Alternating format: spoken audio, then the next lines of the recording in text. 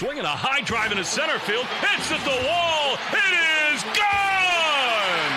Costas does it again. It's gone! It's into the bullpen! This game is tied! He swings and rips one to center field. It's high, it's deep, it's back, it's gone! Sale winds, he fires. Swing and a miss, strike three, it's over! The Red Sox have won the World Championship! What's up? Welcome back to Play Tessie. It's episode 186. This is the official Red Sox podcast of WEI. Remember to hit that subscribe button wherever you get your podcasts. Subscribe, rate 5 stars, Apple, Spotify, Odyssey, everything. Find us on YouTube, on the WEI channel. Got the Play Tessie playlist there. Has all our episodes in video form. So hit the thumbs up on all those videos. Subscribe to WEI. And find us on the socials, at Play Tessie, on both Twitter and Instagram. Here with Sammy and Pat. Sammy's got a fresh haircut. He looks like he's just ready to go to Florida. No sweaty long hair for Sammy anymore. You had it last year, too, if I remember correctly. You had the short hair for Florida. No, you had long hair in Florida, and then you cut it right after. Yeah, so part of the reason I wanted to get a haircut before we went down to spring training is because I think everybody we met with the Red Sox or in the media, not all of them, but a lot of the people thought I was a different person because of how drastic the look change was from spring training to the regular season. They're probably like, who is this guy? We've never met him before. I'm like, no, that was me in spring training. The island question, I was really funny, remember? So this year I'm going short hair, spring training, and regular season. We'll see what happens if the Red Sox make the playoffs. I'll probably do like a Charlie Moore mohawk or something, but we'll cross that bridge when we get there. He's got some crazy hair. Meanwhile, Pat got a haircut tue. He's bald as a cue ball now. No, he's not. He's got a high and tight hair. Bald as a cue. It's called a high and tight. He's not bald. Jerk. It's called a whiffle. If you're in my age group, it's a whiffle. I've never heard that word. Well, I've heard the word, Whiffle? but I've heard like wiffle ball, but That's a whiffle. It's a buzz cut. That's what a buzz cut is, a whiffle. Yeah, honestly, what Pat got's not really a whiffle. It's more like No. nicer than that, but it's close. Yeah, I keep it a little bit longer in the front. There's no like trimmer up top. This is all scissors. Is that The a one? sides Yeah. on the sides? What number do you that's get a on bit- the sides, Pat? Number Ball fade. So I is am that down like to- lower than a 1? Yeah, so that's That's the lowest. a straight razor. That's a straight razor. Second lowest you can get, other than just bald. So he's like basically to the skin. I got a 1. You got so a there's 1? Still hair. Oh, yeah. God. Sam, I got my haircut yesterday. We're just all getting haircuts. I got a 2 on the sides, and then I get the cut on top. But I feel like I got my top shorter than you, and I think it's too short, which is why I'm glad we got a week and change left before spring training, because it'll grow back a little bit. But you go the straight, cut it almost all the way down on the sides, but leave it pretty.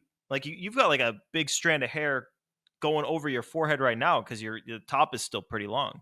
Honestly, it's because my mom gets mad if I cut my hair too short. That's the honest answer. She'll be like, "Why would you cut your hair? It's so pretty." And then I'll be like, "But Ma, it's expensive to get haircuts." And I honestly have no sense of fashion and no sense of style. So everything I do, I have to consult either my mom, my sister, or girlfriend about it because I have no clue what I'm doing. So that's why I was throwing a big fit all week. Like, oh God, I'm getting a haircut. What if I look like Ellen DeGeneres again after the haircut?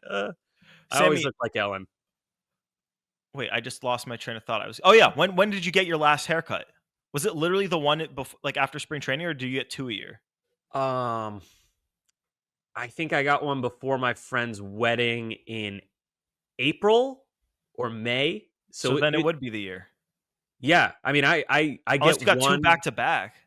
That's what I did. I get 1 or 2 a year, and normally if it's 2, it's because like I have like a wedding or something where I want to look clean cut, cleaned up.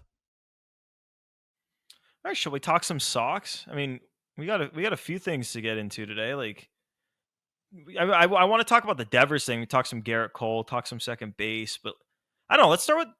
Want to start with the Devers thing? Let's start with the Devers thing. Let's get it over with. So the gist here, if you're not following along, is that he got a late start to spring training because they were trying to strengthen the shoulder, and then we're good with strengthening the shoulder.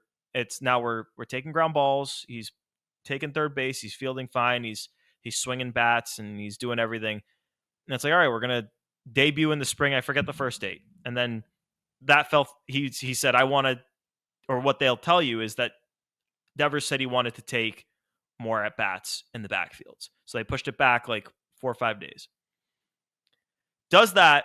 He was supposed to debut either Tuesday or Wednesday this week, and they said the same thing. He just wants more at bats in the backfields, and they're going to delay it again till I think Saturday or Sunday is now the day that he's expected to.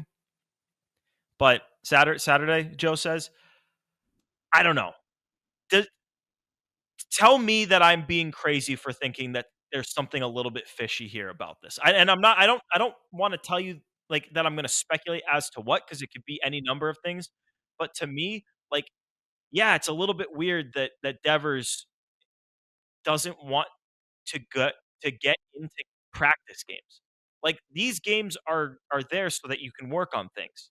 So he's saying he has to work on things to get into the games where you're supposed to be working on things. It's a little strange to me. Yeah, I mean, it can't be a good thing, is my first thought. I don't know why it's bad, but it's probably bad that this is happening.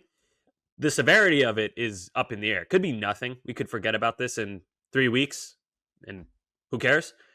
But it's just the context I would like to have is, does this happen a lot with other star players on other teams, or just other players on other teams, when like they're not ready? Like you said, Gordo, they're not ready to get in the games that help you get ready. Like, what are Have we you waiting heard for? of that before? Like, seriously, Not like that I can outside of remember. outside of injury recovery, because I mean, and granted, maybe that's what this is. Like, maybe they're just trying to be hush hush about the injury, but I mean, they've shown him taking live ABs, and they've shown him taking, like, there's been footage of him taking defense. So I don't think it's just like he's like sitting there with his arm in a sling or something. No, So it he's doesn't feel like it's that. You know what? Positive spin. Let me try to put a positive spin, because I just said Right. this has to be a negative thing. Here's my positive spin, and this is coping. Here's me coping. Devers, 2021 and 2024, probably 2022 and 2023 as well. We saw him visibly playing through injuries. 2021 in the playoffs, every time he swung, he grabbed at his arm. He was in immense pain. It was painful to watch. 2024, last year, when he couldn't even barely throw the ball from third base to first base because his right shoulder was so messed up, maybe they've spoken to Devers and they're like, yo, you are incredibly important to this team. We appreciate the hell out of you trying to post as much as possible. However, you are not as valuable to us if you're playing hurt.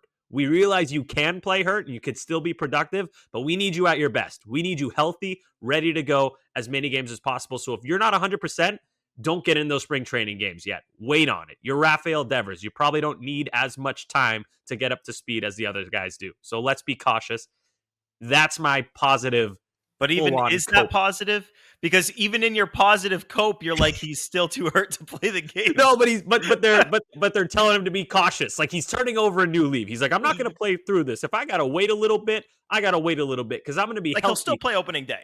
Like, that's the positive. I mean, and even me, who's a little bit skeptical about this, I still would be pretty damn surprised if he's not playing opening day, even if it's DH. He never misses time. That's why, he does, but he barely ever misses time. So I would guess, he's going to play on opening day. But, maybe he's just being cautious. That's the positive spin. But new cautious Devers. Take care, everybody. Pat, how do you feel about this? Where's your head at? It feels a little bubble wrappy to me. Like, let's not forget, he was in Fort Myers early, like mid-January early. So he's been going. It's not like he hasn't done shit and he's just rolling into spring. Like, he's been active for almost 2 months now. It almost just feels like bubble wrap. Like, we know what you can do. You're gonna DH. You're gonna do that. Just rest, get some hacks in, and then we'll get you in game action. That's what I hope it is. I hope it's more of a bubble wrap, kind of, you feel good right now, let's preserve it going into the season, more so than it is still nagging shoulder, needs time, not feeling great kind of thing. But I'm hoping it's bubble wrap. I think it's bubble wrap, but not great that it's been delayed. That's the thing that's really like throwing me off, because if it was bubble wrap, they would have just set a date or not set a date and just played him this weekend. But where it's been pushed back, that's a little weird. So I don't know. I don't really know how to read it. Well, the thing is it's coming from Raffy. Like Alex Cora will tell you that he's put the decision in Devers' hands, and Raffy is the one pushing it back. And say what you will about Pete Abraham, but he actually had an interesting Q question and answer sequence that he posted on his Blue Sky. I'll read it off to you. Like to me, it felt a little bit like Cora was being short, and sometimes you can't tell if guys are being short with answers because they don't like the questioning, or if it's because they're frustrated with the situation that's being asked about. So make it whatever opinion you want. So the question: is Devers willing to play? Is there some issue why he's not playing? No. Do you want to see him at third base before the end of camp? He'll get some reps over there. Still planning on to use Bregman at second base? At one point. Is there time for Raffy to be ready? Yeah. So you know what that means to me? what? Cora doesn't know. I don't think Cora knows either. I don't think anyone knows. No, I don't think so. It sounds like he was just kind of like, yeah, okay, Pete, yeah. So like you take that as like, I don't fucking know, and like you're asking me and I don't fucking know. So like, what the fuck do you want me to say? Is kind of how you're taking that. That is like, yeah, like Logan Mankins' back level broad. That is, nobody knows what any of that means. Did you like that one, Gordo? Logan? That was a good one. I did. That was very good. While you were talking, I'm like, who's a big Patriots player? And I was like, no, Gronk is too basic. Logan Mankins. But yeah, it just sounds like he's being, not that he's being short. It's just so broad, so vague. It really doesn't mean anything to me, which in turn means maybe Cora doesn't know. There's a lot of moving parts. You got to keep in mind the amount of men he's managing right now. There's a lot of different players he's working with. So I'm sure Devers has a million guys assigned to help him out. We'll see, man. It's probably not a good thing. I'll shift to definitely not a good thing to probably not a good thing. Really trying to be positive. I've been on a positivity kick lately, and I don't want to end it. So, but we also haven't talked about Tuesday's game yet. So, can I give you a negative theory that I don't think I buy into this theory right now, but I say no. I'm gonna say it anyway. So Okay. say no. All right. I'm gonna say it. I'll pass. Is there any part of you that thinks and like you can see it in Pete's questioning? He said, is he willing to play? Is there some issue why he's not playing?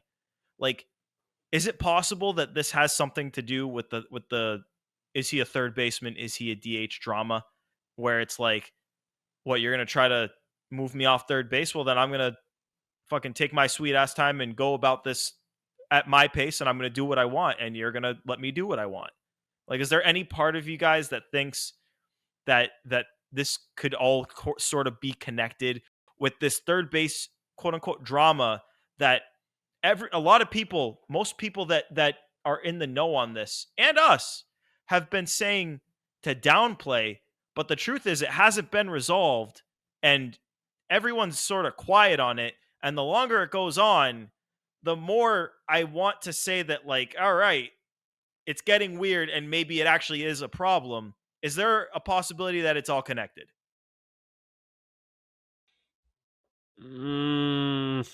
Yeah.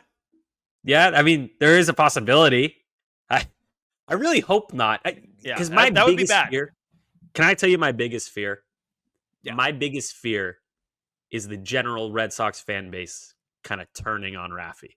Yeah, I feel like that would be really bad for Raffy. He seems like an emotional guy. We don't hear him talk too much, but just you see him on the field. He wears his emotions on his sleeve. I don't want him to like get booed at. I don't even want to say it. Get booed at Fenway. Can you imagine if it comes out that he is being difficult and he doesn't want to move to DH and he's kind of throwing a fit behind the scenes, and this is all just imagine if it happened. I don't think this is what's happening, but if it did, my God, that would be really, really bad, really uncomfortable for everyone. And I hope that's not the case. So to answer your question, long-winded, yes, there's a chance it's connected, but I hope not. Pat, what about you? Is it possible? Yes, of course it is. Because, like you said, Gordo, it's not resolved. But where it's Raffy's call and Raffy's the one delaying it, that's not super encouraging. But I don't know. I feel like if it was a big deal, like if this is the reason why he's not playing, I think that would have come out by now. Or there would have been something floated internally as to that's why. This truly, I don't know. Like, it's the weirdest thing that he just keeps getting pushed back, but he's not hurt and he's not, like, doesn't want to play. No one has an answer, and that's the weird part about it. And I saw someone suggest online, well, hey, maybe it's better for him and it'll move him along quicker to take 8 or 9 at bats in the backfields against live BP in simulated games than it would be to get 2 or 3 at bats in the real spring training games. But my response to that would be, A, just because you play in spring training games doesn't mean you can't also take those live ABs if you want to do that. And B, if getting those live ABs was the better way to prepare yourself, you wouldn't see any big leaguers in spring training games. They would all be taking live BPs against their own guys. Something's there's something. I don't know. It literally might be like the smallest of things and not worth our worry. Or it could be something massive like he's refusing to play because of the third base thing. We don't know. But there's a reason he's not playing. He's not just not playing. Are we worried about his performance once he does start playing? Because he didn't swing a bat all offseason. That's been talked about. Like, he literally didn't swing a bat all offseason, and now he's delayed getting into games. Granted, I don't know what his off seasons looked like before this, but yeah, I think it's fair to wonder if, hey, is Raffy going to get off to a slow start this year just because he hasn't, prepared in the same way that he has in the past? he's like the most mysterious star player in Major League Baseball. Yeah, all we know about him is baseball and horses. Right? He likes horses, chickens too. Chickens, farm Yep. stuff. Don't forget about big the chicken farm guy. Big farm guy. Big farm guy. But like, it's just strange because we can't, like with Casas, we can say, oh, he likes to troll. He's not actually saying X, Y, and Z. We know he jokes around, but nobody knows anything about Devers. Even like first language speaking Spanish speakers barely know anything about him. He's so private. And he's private. It's not like a good or bad thing. It's just, it's pretty unique to him. Yeah. It's no, like, Sammy, I agree. Like, have we ever had any like dilemma or story regarding Raffy where there was no questions involved? Like, I feel like any other storyline, any other injury, like Casas last year, oh, I'm getting stabbed in the ribs. Giolito, like, yeah, I'm probably done for the year. Devers is like, oh, his shoulder hurts. And then you see him literally look like he's putting it like back in the socket, and then he's just back in the box. Like, It makes no sense. We never know what's going on with Raffy. And I guess I can't even say it's a good thing, because something like this, is it an awful thing? Is it a horrible thing? Or is it just he's not ready? Like, it's so ominous, it kills me. And I hate this part of it. Legit last year, remember in Colorado where he dove for that ball and it looked like he died. He had the Trevor Story injury where it's like, okay, this guy's going to be out for the year. And then he just gets up and plays on it and is like, yeah, I'm good. I'm fine. After the game says, yeah, I'm good. And then it turns out at the end of the year, like, actually, yeah, like that's what did him in. You wonder why his numbers tanked at the end of the year, why he couldn't throw the ball, why he couldn't hit. Like, yeah, it was that happened. So yeah, you really never know this with Raffy. And I don't want to say most of the time it's a non-issue. It's really only now and at the end of even at the end of last year, like, yeah, we don't know, but like, we all knew he was hurt. He wasn't catching up to fastballs. Like, we could tell, even though he wasn't saying it, they weren't being super specific about his injuries. Like, we knew. It's only an issue now for, I think, the first time, just because it's opening up all this drama. Issue to who, though? Who's in an issue to? It's an issue to podcasters. No, you're right. Maybe it's not, because the team still, I don't know. Maybe they're putting on a face, but like, if you ask anyone about Devers, nope, it's all good. We're good. It's fine. They'll go out of their way to tell you it's fine. He is kind of, and I mean this in a compliment. complementary way. He is kind of a freak. Like, I could see him playing one spring training game and then hitting 3 home runs on opening day. And we'd be like, what the hell? Yeah. How does he do this? He's a freak of nature. He's that kind of athlete where it just doesn't always make sense. So, no, I'm not super worried about Raffy yet, but it's hard. I mean, you heard me try to do it earlier. It's hard to spin this in a positive way. It's definitely odd. Yeah, to me, I'm not worried about his production because like even if he gets off to a slightly slower start, he's going to be fine. It's Rafael Devers. He will be fine and he will be good and he will approach or surpass 30 bombs and 100 RBIs and he will play. The thing is, go ahead. Sorry.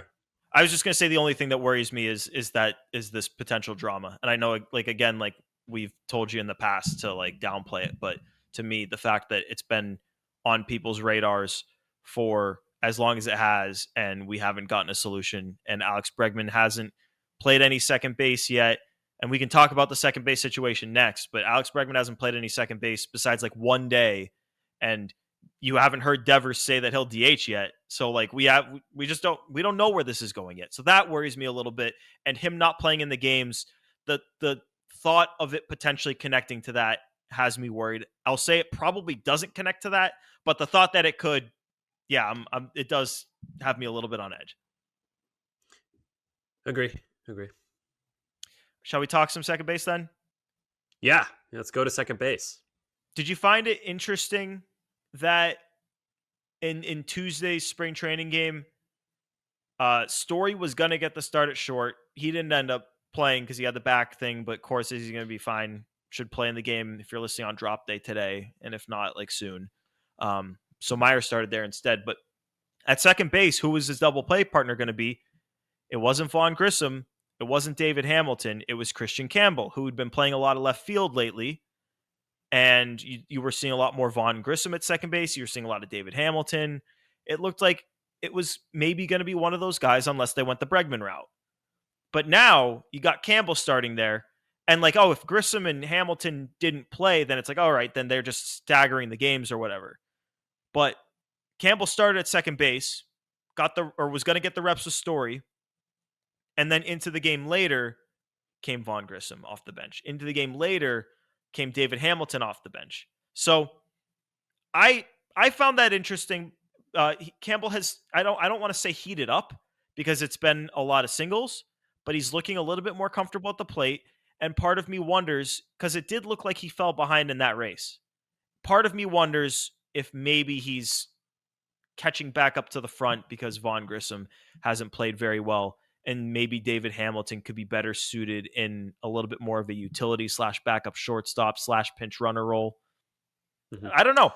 Second base is still very much in the air.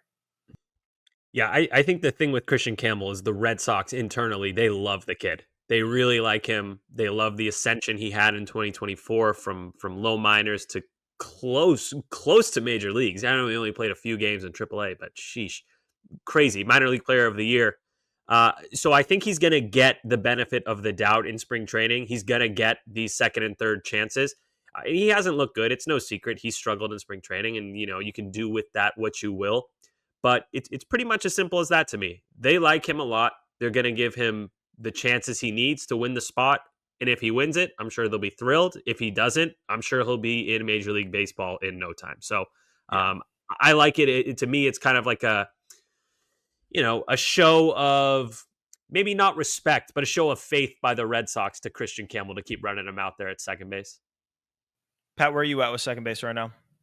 Yeah, I mean, I think the tide's kind of turned, right? Because I think we talked about it probably 2 weeks ago at this point, and Hamilton was red hot. Grissom was doing like okay. There's been no stretch really where Grissom's looked great, but he's doing okay, and Kristian Campbell had been hitless.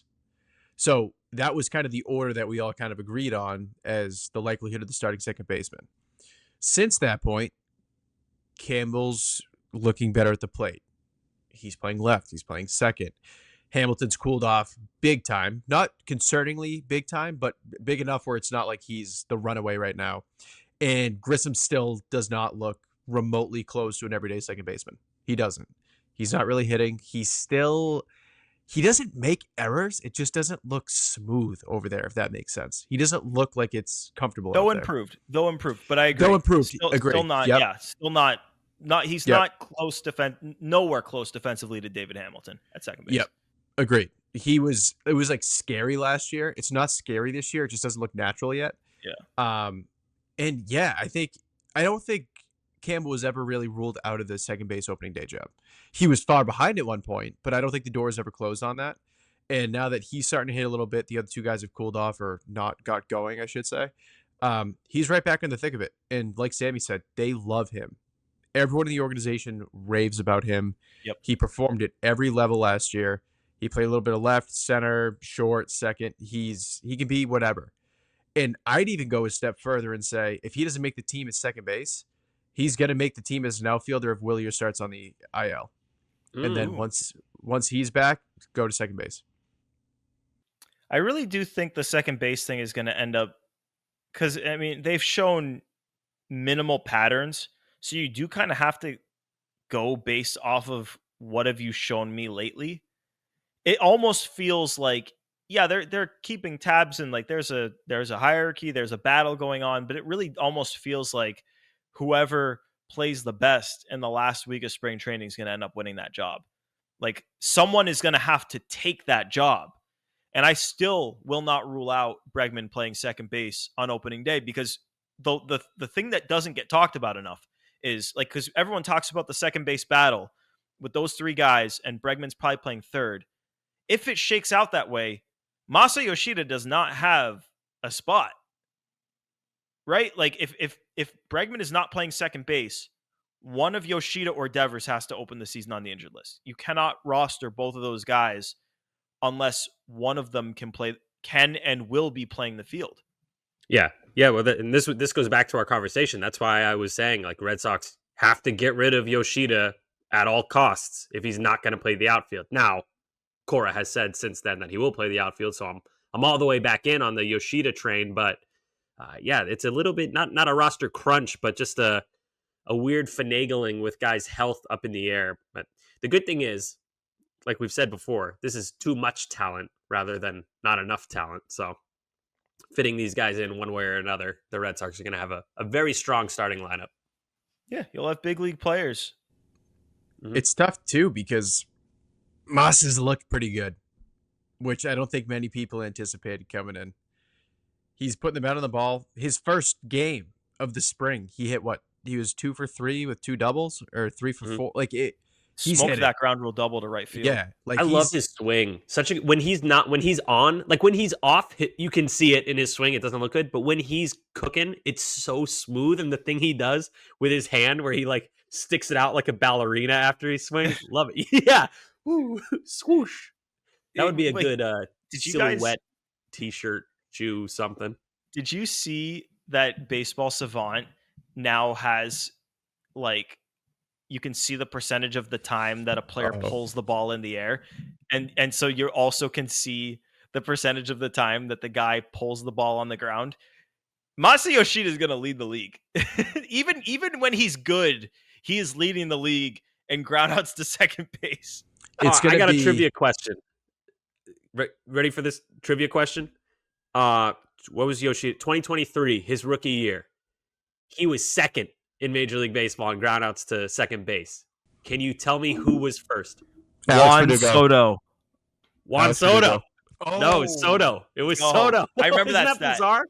Soto's like, I either go bridge or ground out to second. Just thought that was wild because that's barely better than a strikeout.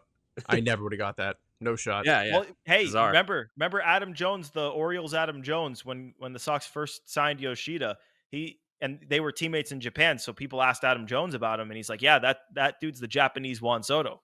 He wasn't lying. He wasn't lying.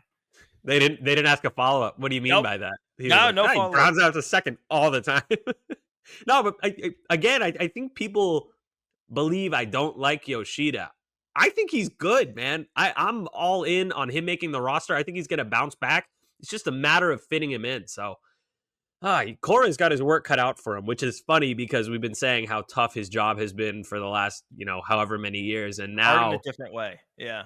now it's still difficult, but goddamn, Now the thing, wildly Sammy, different way. the thing with Yoshida is people were like way too high on him at a point, and then at some point between like August and somewhere in the off season, people went from like this guy is the second coming to we need to DFA this guy now. I don't know when it changed, and I don't know if I don't think there was ever an in between. I don't know what the hell happened because during the season last year and even heading into the season, I felt like I was the only one who was a little bit down on Massa. And then in the offseason, I'm like all of a sudden like the one defending him and saying they shouldn't DFA him. I don't know what changed. I don't think maybe I changed my tone based on the surround. I don't know. He's just streaky. He's a streaky hitter. He's a good hitter, but he's a streaky hitter. So it's kind of hard to, nail down who he is in Major League When Baseball. he's on, he crushes. When he's on, like his people like that go on Baseball Reference and go do like splits. Even he had a stretch last year. I forget exactly when it was, but the first year it was like, I mean, you could even put in, it was like basically the first half of the season. I mean, he had like an almost 900 OPS at the All-Star break. That Milwaukee series? Oh, yeah. 2 home runs in one game. And one was a slam, I think. yeah, right? sure Yeah. was. Massa. Maybe the Red Sox trade him to the Brewers for William Contreras. Hell yeah. Who says no? Put it out. What's their new closer's name? Craig Yoho? What? Dude, that sounds like a name that Donald that is Trump not would a real say, person. like insult. Look at Craig Yoho over here. That is not What a team are you person. talking about? Trevor or McGill? Tyler McGill? No, Tyler dude. McGill. Nope. Trevor Dude, McGill. I'm telling you right now, the Brewers have a new Devin Williams. This kid is a freak, dude. You're not thinking You're of the talking about my Rockies guy- guy that's doing the splits. Craig Yoho. I was right. It's Craig Yoho. Who the hell the is fuck Craig is- Yoho? I feel like you're messing with me. Everyone, not I a swear to person. God. Oh, he's on the everyone- front page. He's on the front page of their website. Everyone, listen to me right now. It is March 11th, 2025. Craig Yoho will have a sub 2.5 ERA as a reliever this year for the Milwaukee Craig Brewers. Yoho. This kid's advanced metrics are insane. Insane. So he has pitched in Major League Baseball? No, No. not yet. Look at his minor league stats right now. Right now. Is he better than Abner Uribe? That was the guy that. Oh, they're really that guy's excited about. awesome. He's funny. He's That guy's better than crazy. Abner. He's better than Abner. Look at his stats. What? All right, this guy last year, we'll just do his Wild trip. name. Oh shit, you're not lying, Pat. He pitched in 3 levels last year. In single A, he had an 0.44 ERA in 16 games. In double A, he had a 1.17 in 18 games. In triple A, he had a 1.26 in 14 games. Holy shit. Who is this guy? He's 25. He's not even like he's a kid. He was an 8th round pick in 2023. 15.8 strikeouts per 9. Craig fucking Yoho. He looks like Brandon Walter or something. Like If you go on the Brewers welcome. website, he's the front page of the Brewers website right now, and it just says "Amazing Yoho's Yo-Yo." good. Yeah. Lord. Oh yeah, dude. He has it's his changeup looks like a yo-yo. It's crazy. Dude, he's so good.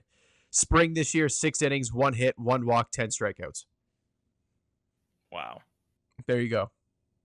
I'm actually in the middle of a keeper league fantasy draft right now, Pat. It's like 4 hours per pick because Craig everyone's Yoho. got work and everything. I'm gonna put him in the queue. That's how I've been doing. I've just made a queue. Someone just just sent took you Johnny guys- DeLuca. I just sent you guys a slider. Crazy.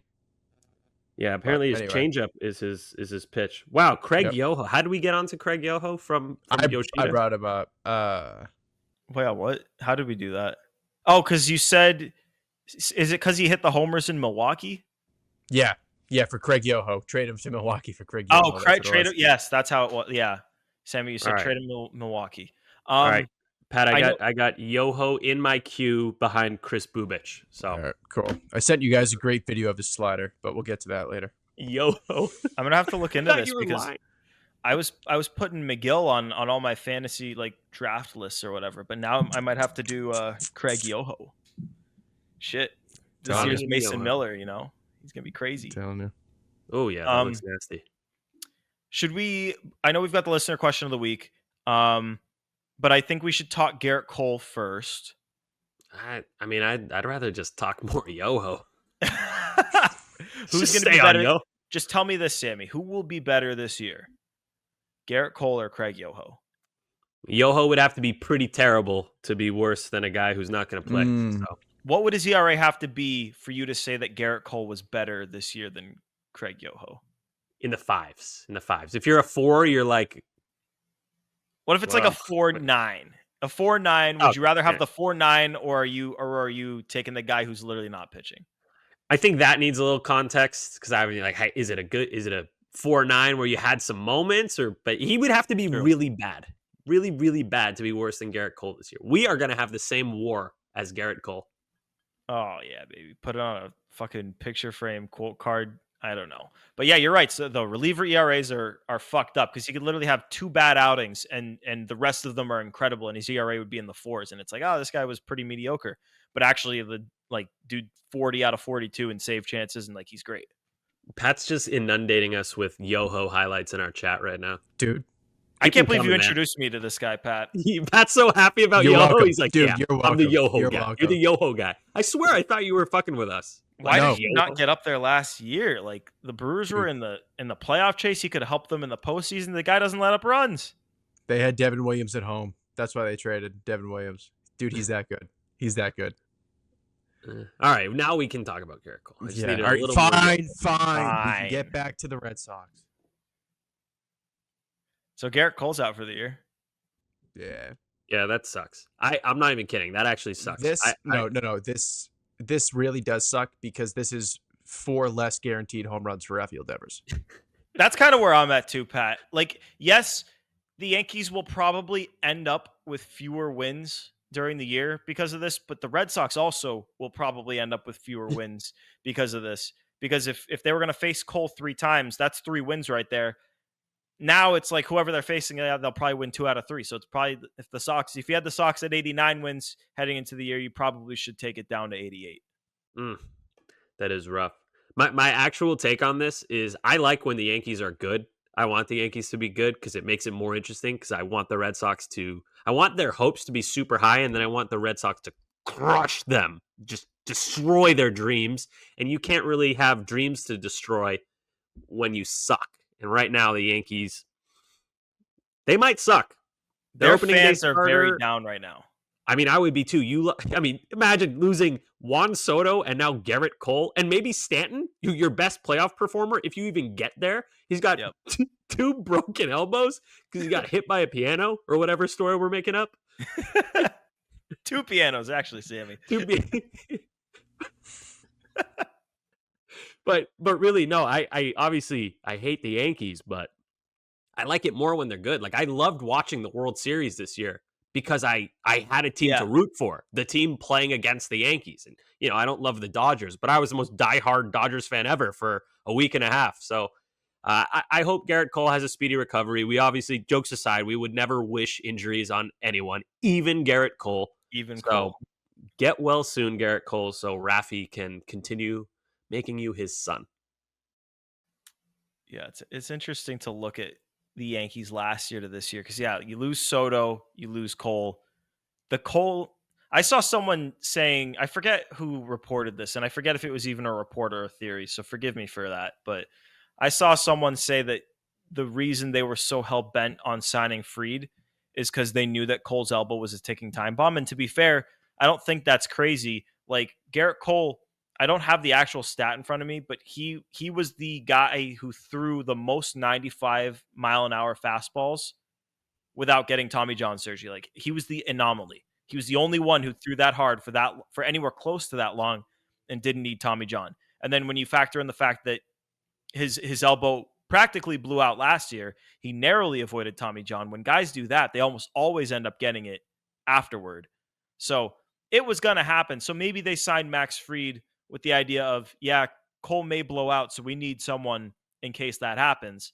But the truth is, in my mind, Max Fried was part of this cast of characters that was going to try to match the overall production. Like, you're going to try to improve in the starting pitching with Max Fried. You're going to try to improve your outfield with Bellinger. You're going to try to improve your crappy first base production with Goldschmidt, and get a full year of Jazz. And all of these improvements are going to help you replace the massive hole that is what Juan Soto was in left field. Now, yes, Max Fried can go in there and probably replicate what Garrett Cole did last year. Shut up, guys. Shut up. Shut up. Shut up. Shut up. I'm just saying, to finish my thought, if he's replaced... No, Pat, I said shut up and I meant it. Mean Gordo. Yeah, they got to be meaner. You shut your fucking trap. The Yankees they're not a top 2 team in the AL East anymore. I was very torn on which of the 3 Sox, Orioles, Yankees I wanted to make my AL East prediction. I can now confidently tell you it will not be the Yankees. That's not going to be my AL East division pick when we do make those predictions at the end of the offseason. Yeah, no, I mean, even with, and I've said this a few times on the show to you guys, and then even off the show in our text chat, I never feared the Yankees. I don't think there's any way they could fill Juan Soto's massive hole. Shut up, Sammy. You shut your mouth. You shut your mouth. But seriously, you can't in baseball, a guy like Juan Soto changes such an insane amount for everyone in the lineup. Like Gleyber Torres was leading off. Another guy they lost, by the way. Gleyber Torres leading off. He probably saw so many good pitches because that pitcher is thinking, holy shit, I better get this first out. Because if I don't get this first out, then I'm facing Juan Soto with a runner on base and Aaron friggin' Judge is right behind him. That just doesn't have the same effect with, oh no, they've got Cody Bellinger and Paul Goldschmidt, who's almost 40. It just doesn't, not the same punch. So you can get all these cast of characters to try to replace Juan Soto's production. It's just not the same. And that's why I've never feared the Yankees. And we'll get into it next week when we do our full preview on them. But it's just, you can't cobble together players who are leaving their prime or, have a little bit left like Bellinger and say, yeah, this is the same as Soto because if you add up their WAR, it's the same. Just doesn't work like that to me. So kind of the same thing with the rotation. Garrett Cole, credit to him. He emptied the tank. He was good in the World Series. I know he had his snafu where he didn't cover first base. That was bad, but he was. That's the last we'll see of him for a year. For a year and a half. I know. That's tough. He's got to sit on that for a year and a half. Oh. But yeah, I just don't like Fried is amazing, but it's the rest of the guy. Now you got to replace another spot, and Luis Gil is out. So I don't know. The Yankees, poop on them. They don't scare me. Fill those holes.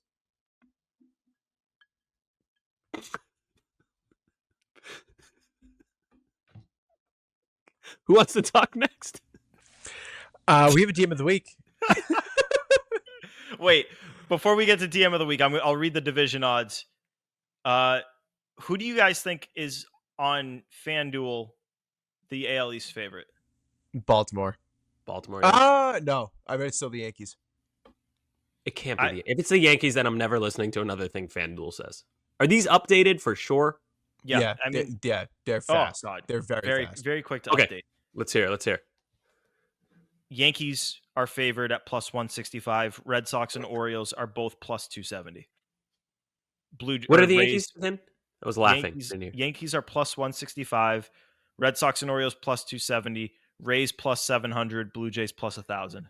Dude, I swear to God, the Yankees always get special treatment with betting lines. There's look at that roster. It's because people bet on them. Like it's controlled by the consumer, and people get sucked into the Yankees. True, but they set the line at that. They set the line there, which is crazy to me. I don't know. I'm like, who scares you in that lineup outside of Judge? I think Austin Wells is very good. I think Jazz is solid. Who else?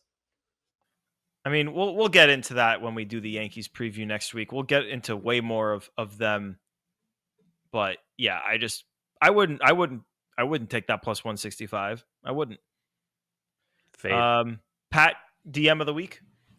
Yes, this is from Archer Knight. DM of the week is pick your starting 5 of all-time Red Sox players in a basketball game. Point guard through center. Let's do this as a team then. I already know who Point guard's easy. Who? Mookie. Oh, good one. I got shooting guard. Okay. This is also easy. Trevor Story, big basketball guy. Oh, good one. You need I've got- freak athlete at the 3. I'll skip the 3 and I'll go to the 4. Okay. I know that this guy balls too. Brennan Bernardino, big basketball guy. Yeah. And he's got some height, got some swag. How tall is he? Hold on, Bernie He's not going to have 6'4". NBA height. Not yet. No, he's good. But this is our rec team. He's 6'4". That's huge. It's baseball players. Like we're not.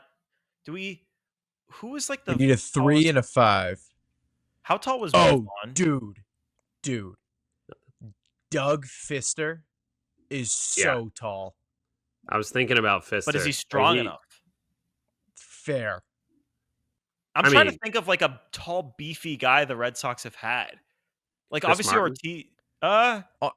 Red Sox Clemens, Oh, that's how tall is Roger Clemens then? 6'4". I have it up. He's beef. How tall is feel like- Criswell? Because Criswell plays basketball. Criswell's tall. I'm You a know what? hooper. How tall? Is Criswell is 6'6". He might be our center. how tall is Criswell. Giolito? How tall is Giolito? Because he's 6'6". Oh, Giolito's a big guy. Yep. 6'6" as well. like obviously if you know they play basketball, that's different. But like Giolito's a big. He's tall, but he's got some muscle. What about Casas? He's 6'4" or 5", and he's like solid. Could be the center. We've seen videos of him playing basketball. I forget if he was good. I remember thinking, oh, he's pretty good, or he was pretty bad. I forget. Mm. We need a small forward. Small 4 is a tough one. Yeah, I'm Who's looking like- right now. I was gonna say Jacoby Ellsbury, but he's only 6'1". Yeah. 6'1's it's a little small. This is a rec league, like we said, so 6'1" would be big for our MLB NBA league. All right, let's just make it Edgar Renteria and call it a day. Nah. Edgar Renteria. I'm kidding. Wow. Can't make it Eggy Diarrhea. No chance. We could Yeah, do. let's just call it AJ Przinsky, and we'll call it an episode. Wait, so who's our Oh. center? Who do we decide on? Is it Clemens or Criswell? I think Criswell. He's Okay, we'll go Criswell. Yeah, Go Criswell. Even though because we don't even know if Clemens played basketball. Criswell, and he's also 2 inches shorter than Criswell. Yeah, Criswell's my center. I'm So we trying need to a think 3. of- what about how tall's Xander? Oh, Xander's that's a athletic. great pick. That's a great pick. Who the fuck knows if he plays any basketball? But Xander's a multi-talented guy. Speaks a lot of 6'2". languages. Xander. I There like he is. Xander. 6'2" Yeah. is ideal for the baseball small Yeah. forward. I was gonna say Duran because he's super athletic. Yeah. He's not, and he's like fairly tall. I think he's like 6'1". I'm just trying to think 6'2". of the fastest guys the Red Sox have had. I would say Right, Quentin yeah. Berry if he didn't try to fight Chris Martin last year. Let's put them both on the team. Quentin Berry can be one of the guards, and Chris Martin can be one the center, and we'll see We how have it goes. Chris Martin All right. coming off the bench. So, recap. Mookie, Story, Xander, Bernardino, Criswell. Yeah. Yep. And then Chris Sweet. Martin coming off the bench. Chris Martin, Clemens. Fuck. I just realized should have found a way to get my guy Rajai Davis on this team. Ugh, that dude. You're the biggest Rajai fan on the planet. I am. In hindsight, a good center would have been Kenley's beefy ass. Oh, and he loves true. basketball too. Yeah, but he's a Lakers fan. Can we trust him? Nope. All All right. right, shall we move on to some enough said before we get on out of here? Yes, sir. I'll go first. All right. Just to quickly how awesome. If you haven't listened yet, because I know you're listening to our show because you want to hear about the Red Sox, and maybe you saw that the Charlie Moore interview come up and we're love Charlie Moore and whatever, but I'm looking for Sox talk. If you haven't listened to the Charlie Moore interview yet, go back and listen. I'm serious. It's the episode right below this one. It was literally the funniest 30 minutes in Play Tessie history. Like, you think of some people who are on for the camera, and then the second you turn the camera off, they're a completely different person. From the second Charlie Moore entered the studio until the second he left, just pure electricity, and just like the swing of emotion from like both sides of that spectrum of emotion that conversation got to. It was just pure electricity. Do yourself a favor and take the time and go listen to it, especially if you like don't know about Charlie Moore. All you know is like you've seen the ads, but you've never actually watched an episode, and he's kind of like a mythical creature to you. Go listen to it. I'm serious. It was good and it was fun. Mythical creature. Yeah, I mean he was super genuine, hilarious. We laughed, we cried, we did it all. It was great. Like that was kind of like surreal getting to talk to him, and he was so nice to us afterwards too. Just great guy. So yeah. Real quick on Charlie Moore. Right, my biggest takeaway was real quick. Very nice guy. Second off, he watches you poop in Venezuela, and I'll leave it at that. Yeah, true. He'll be there. My enough said. Shout out to Noah from Bostonian Barber Company for giving me a good haircut. Like I said at the beginning, I feel like most of the time when I get a haircut, I leave looking like Ellen DeGeneres, but not today. I actually like this haircut. Kept a little more on the top, and he said he'd listen to this episode. So Noah, if you're listening, appreciate it. I genuinely like this haircut, and tell all your colleagues to listen to Play Tessie as well. good haircut. I agree, Sammy. Good job, Noah. Good haircut. Thank you. I'll go. I think the Patriots are going to sign Cooper Kupp.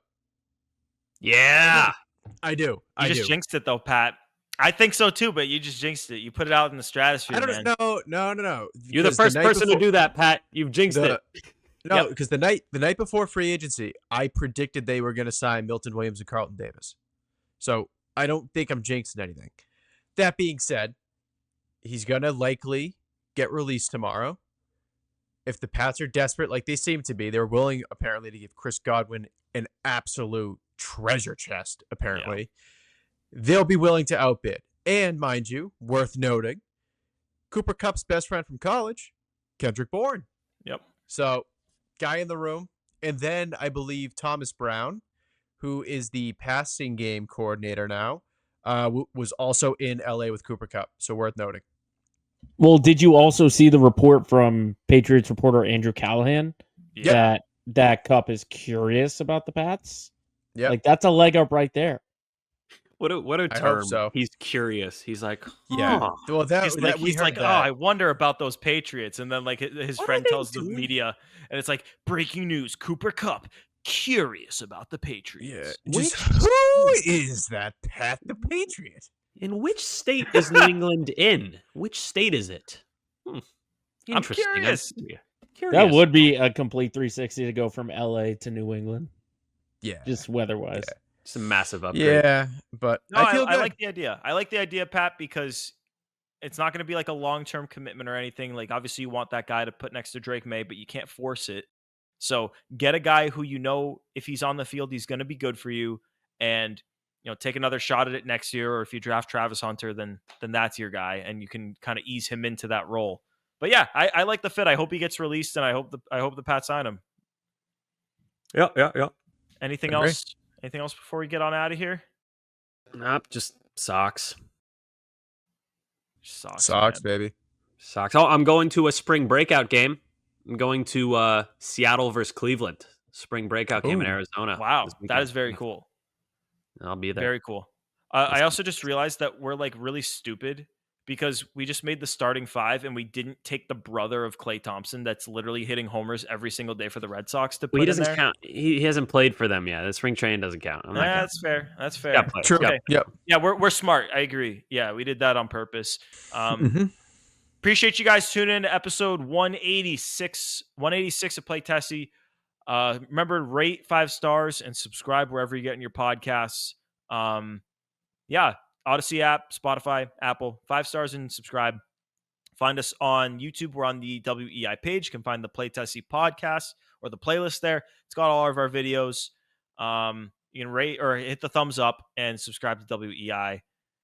Find us on the socials at Play Tessie on both Twitter and Instagram. I said it a million times. I'll say it again. We're going to spring training soon. That means the content is going to be coming. We're really excited to bring that to you guys, and most of it is going to be able to be found on our social pages. So I would hit that follow button there. For Sammy and for Pat and for Joe producing, it is Gordo here for Play Tessie episode 186. Thanks for tuning into this one. Peace.